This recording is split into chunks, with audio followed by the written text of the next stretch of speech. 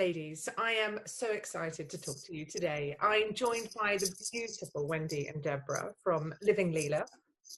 Now, girls, you are the founders of Soulful Conceptions. And I'm going to let you girls explain what Soulful Conceptions is before we move into the, before I start firing questions at you, basically. So tell us what Soulful Conceptions is. So Soulful Conceptions is really a complete mind-body program or programs for fertility. And so we integrate all these different pieces that are so important to the journey of fertility, but also life.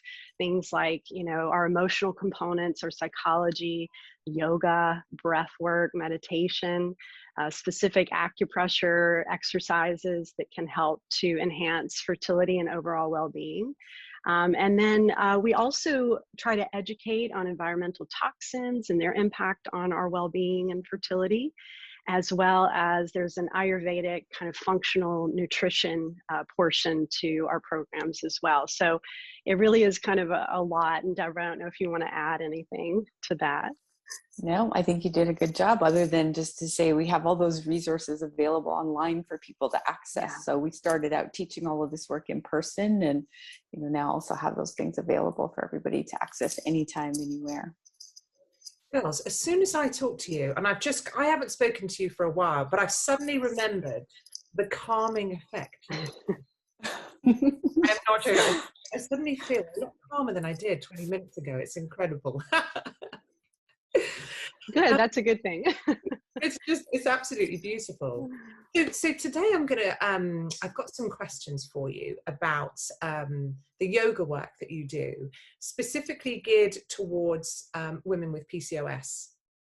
So I have PCOS, and whenever I have these conversations with amazing people like yourselves, I'm so cross that I didn't have these conversations like 25 years ago, when, pretty longer than that, when I was diagnosed. So can you tell me, first of all, let's start with, what are the common symptoms with women with PCOS?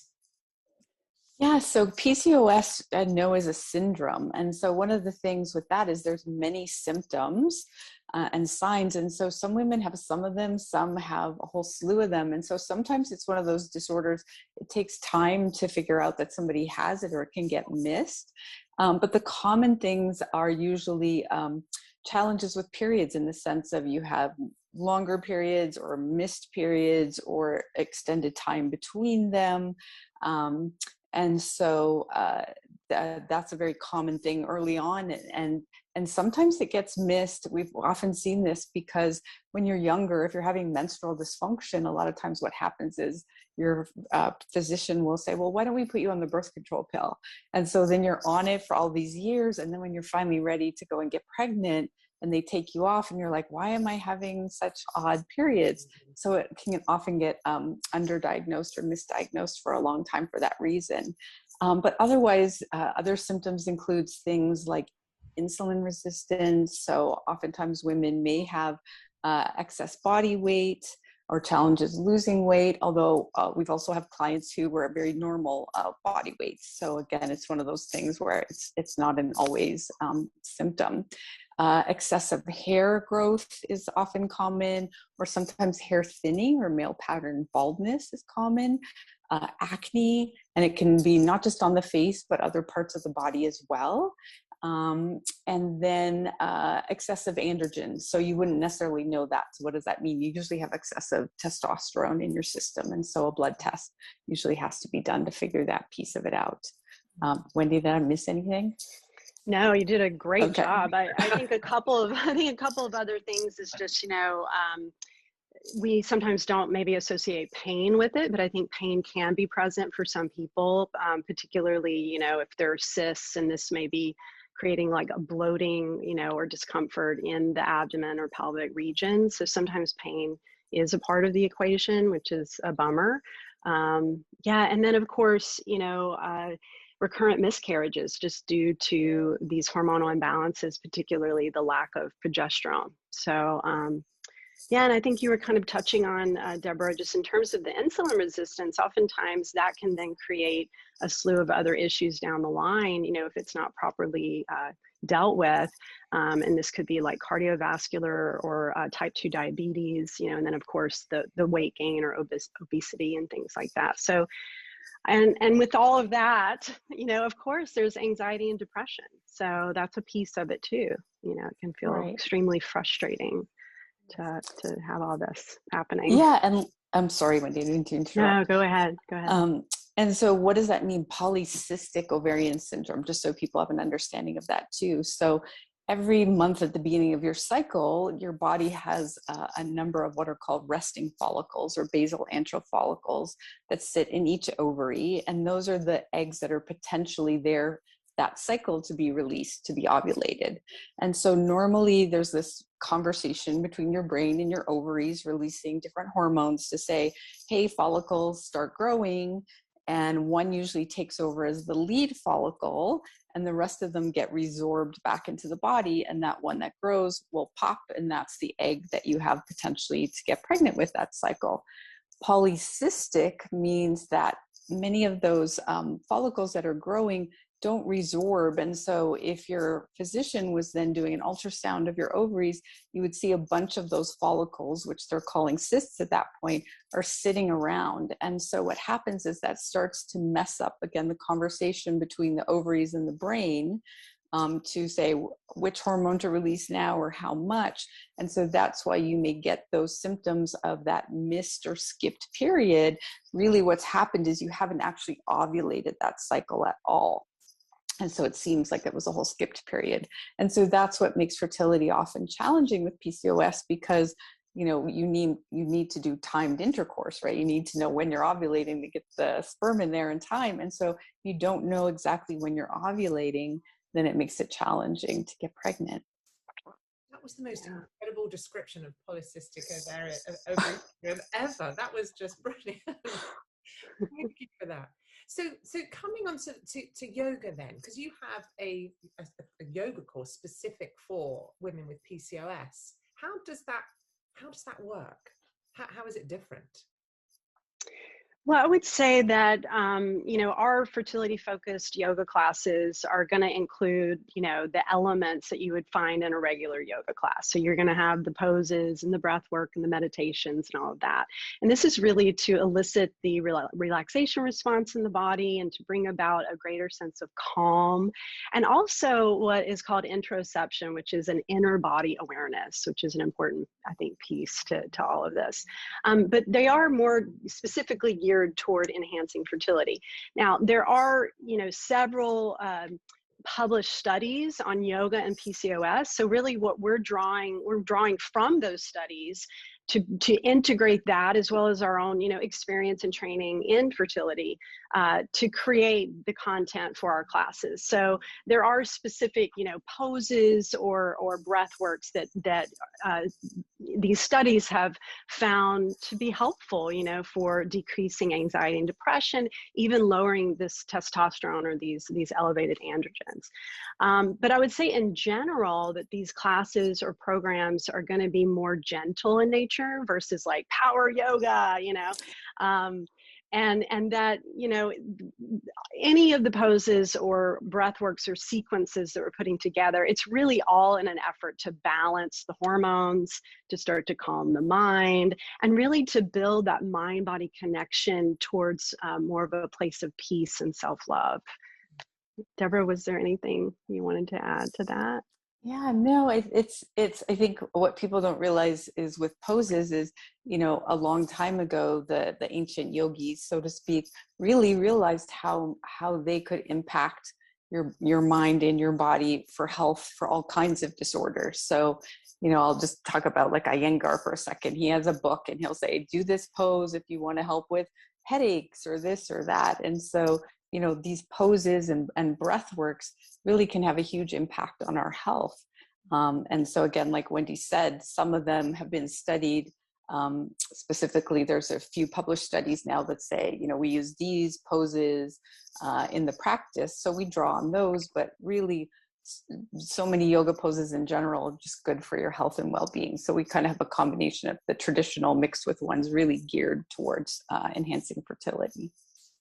So so by doing these poses and taking control and being more aware of your body, are these physically, are you able to sort of physically see a difference in the symptoms that you may have?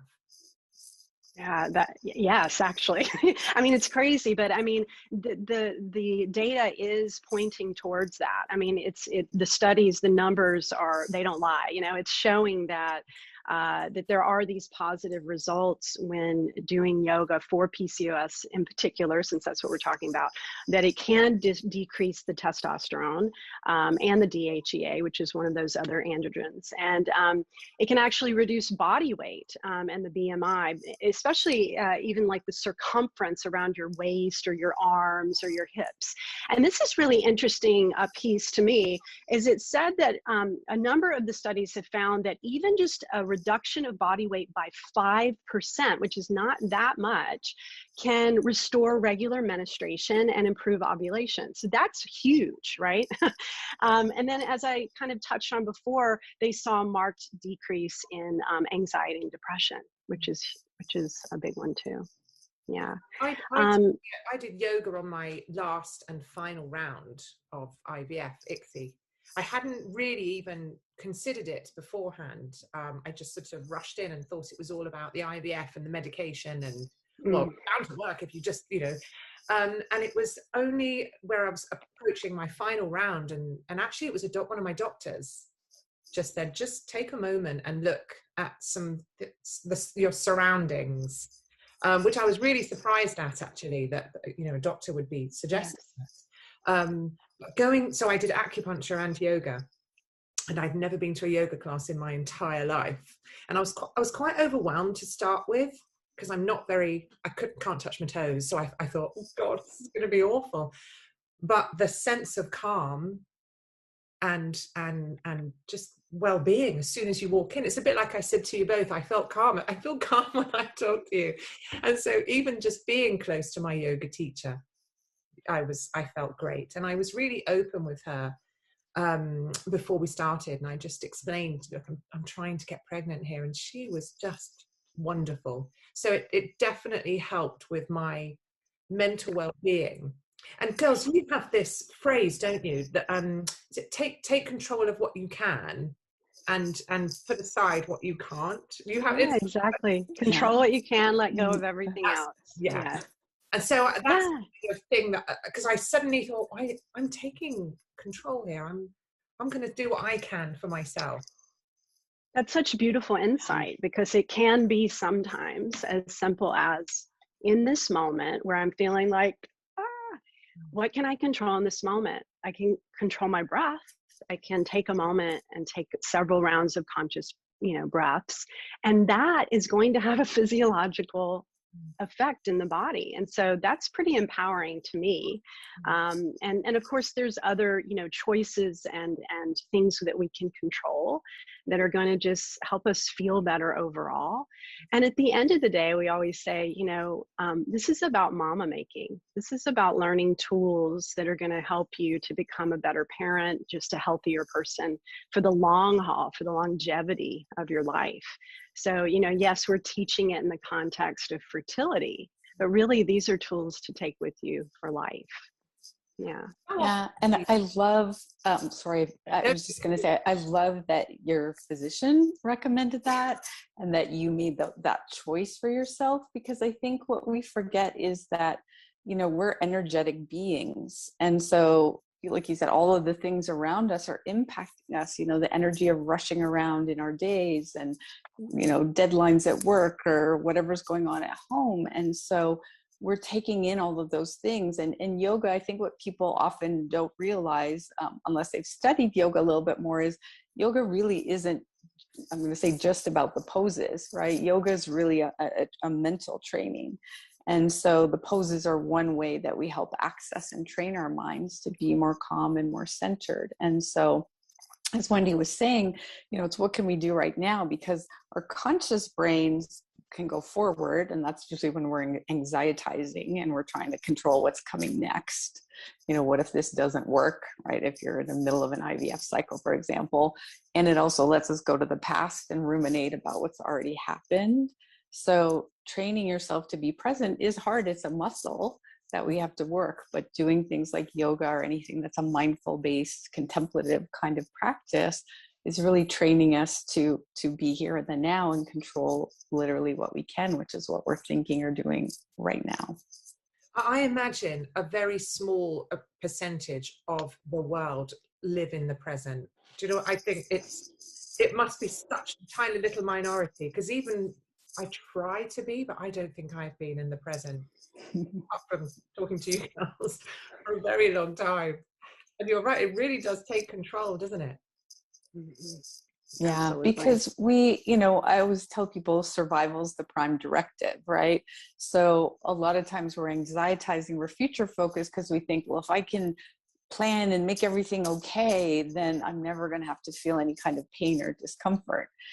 But the problem is a lot of times we're trying to control things we can't. So we actually end up feeling more out of control and anxious. So when you again focus on the parts you can control and really try to be as present as you can, you will start to cultivate more calm and peace and a sense of well-being. I spoke to a lovely girl recently who has, she's just about to go into her final round of IVF. Because in the UK, there are some areas where you can get 3 free rounds. It's not that common, but still, she's got this one left. And I was talking to her with somebody else, and we said, what would help you right now, your mentality? What would help you cope better? And she goes, I want to just know how I can deal with if it doesn't work. So she's not in the present.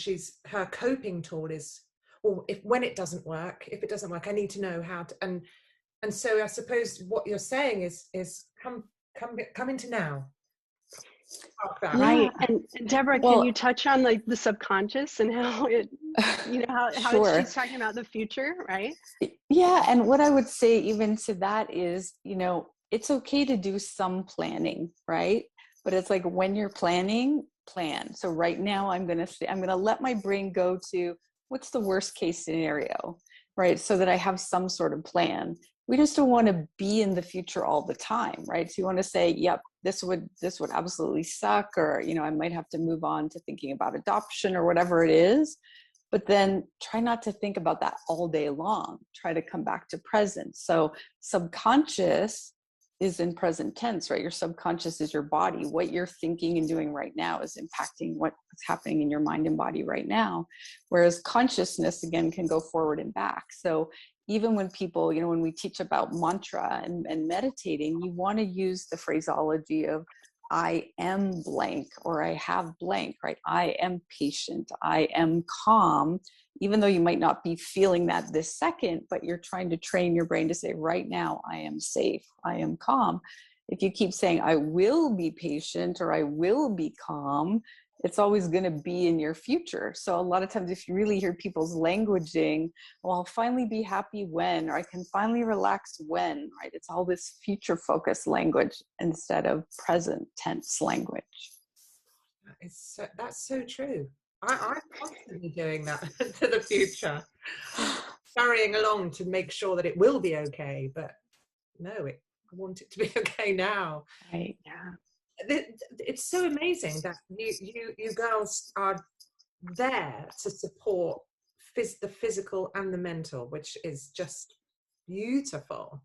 And like I said, something that I so needed, which is why this fertility toolkit that you're offering the IVF Babble readers is incredible, and it's free. Like you girls are just incredible, absolutely incredible. What I'll do is when people watch this, I'll make sure that I put the link to the free toolkit underneath or below it or wherever, so people can find it. But what can people expect from that course? From that course, yeah, well, I would say everything we've been talking about. We really touch on that course in bite size. We tried to make it bite size because obviously, as you can see, we could talk and keep talking about this for a long time. So when we created that course, we really tried to make it in these bite size, kind of digestible, hopefully, type of pieces. And so, we talk about what is stress. We talk about, you know, how to kind of be more in the present moment through mantras and intention setting, and of course the yoga and breath work. And I think we introduce, what else do we talking about, like gratitude, you know, practice of gratitude. And then there's like mindfulness exercises. So there's really kind of a slew of like a little taster kit, like a little taster kit, you know, of our soulful conception programs, really is what it is. Yeah. Mm-hmm. And I would urge anybody to head online to your website as well, because there's so much on there about your courses and everything that you do. Girls, you are incredible, and like I said, I feel better, and I always want to, whenever I've spoken to you, I always want to go off and make lists, and I don't know, you inspire me. Oh, thank you. Really, really do. Thank you so much for talking to me today. And yes, can we please do some more things together soon? Yes, please. We'd love that. Absolutely. We're so always so inspired great to see you. Yeah, we're so inspired by you and everything you guys are doing at IVF Babble. So thank you for letting us be a small part of that.